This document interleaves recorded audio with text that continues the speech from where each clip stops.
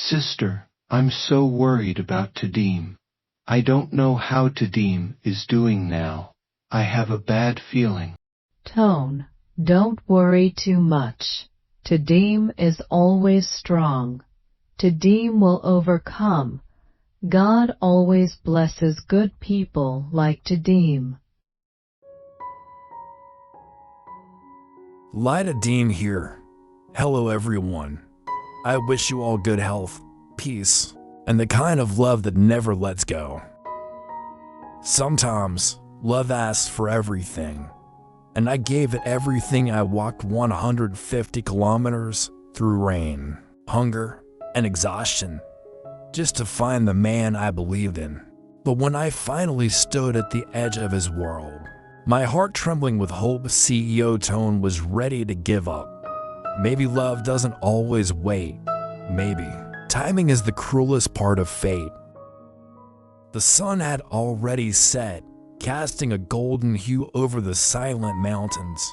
Her feet were blistered, her lips dry, and her legs trembling with every step. But she didn't stop. She couldn't. Every breath was heavy, every road unfamiliar, but her heart was full of one name, one reason, one man. For 7 days and nights, Ly Tu Diem had walked through forests, crossed rivers, begged for water from strangers, and slept beneath the stars alone. No money, no phone, no idea if the man she loved was still waiting. All she had was a broken heart and the stubborn belief that true love was worth every mile. It hadn't always been this way. Once, Toan was the one chasing her, protecting her, saving her. When he was injured and lost in the forest, she had carried him through the darkest days of his life. But fate had pulled them apart again. She had run, not out of fear, but shame. She thought she wasn't worthy of him or rich, powerful CEO. She was just a girl with a painful past and scars she didn't dare show. But distance couldn't silence the ache in her heart, so she walked. One step for every memory, 1 kilometer for every time he made her feel alive. 150 kilometers for a love she still believed in. Back in the city, Toan sat alone on his office balcony, staring at the empty streets below. Everyone told him to forget her. She left again, they said. Maybe this time. She's not coming back. Even Dong, his closest friend, had begun to lose hope. But Toan didn't answer them. He didn't have the strength anymore. Every day, he went through the motions of work, of meetings, of business. But his heart, it was no longer in any of it. One evening, he whispered to himself, if she wanted to be found, she would have stayed. Maybe. It's time to let go. So, he packed away the last picture of her, the one taken on a rainy morning when she wore his jacket, and smiled like the world didn't scare her anymore. That same night, a figure stood outside the gates of Toan's villa, tired, dusty, shivering. It was her. Ly Tu Diem looked up at the house, unsure if she still belonged. She didn't know if he would open the door. She didn't know if he would still care. But she had walked 150 kilometers to find out. Inside, Toan stood frozen at the sound of the doorbell. A small part of him dared to hope. He opened the door slowly. There she was.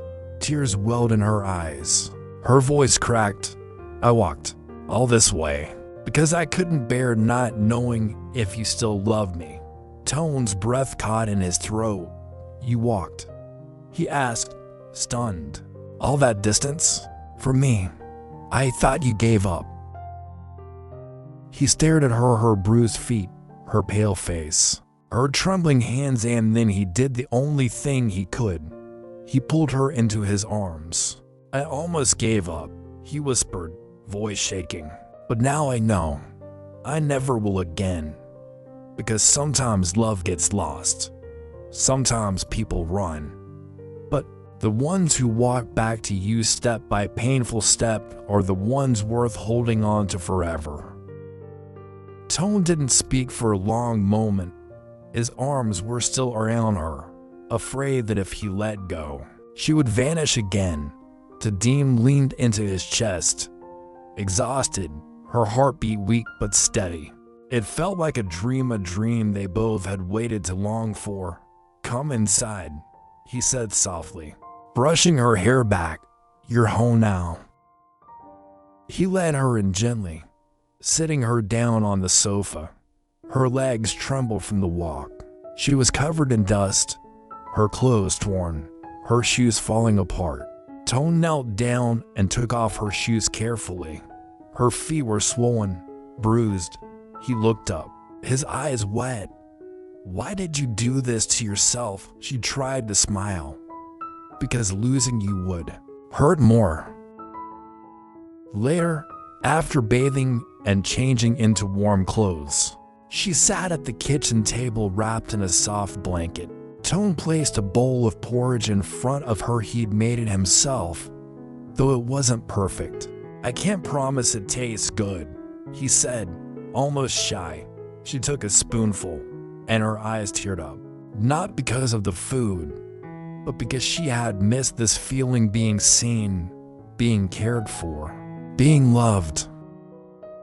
"Toan," she said gently, "when I left, I thought I was saving you from a burden."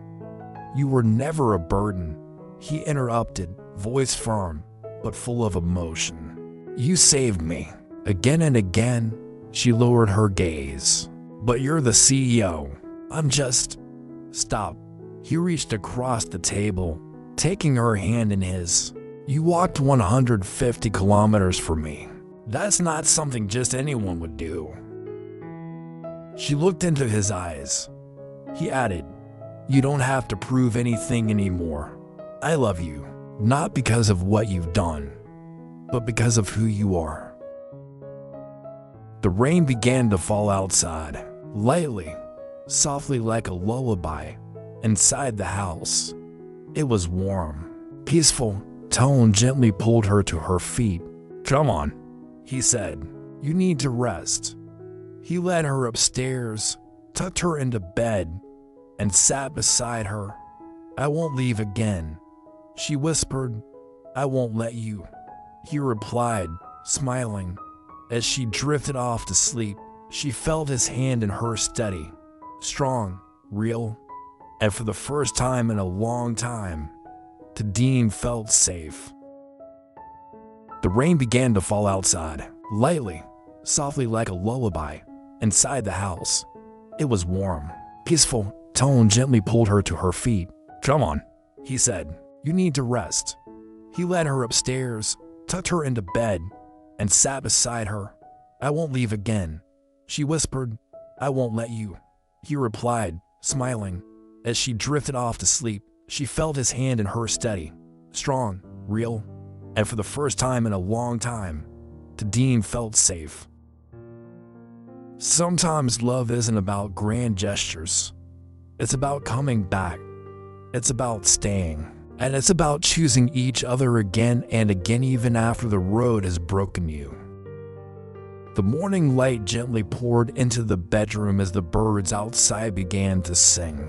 Ly Tu Diem stirred, blinking slowly as her eyes adjusted to the warmth of a new day.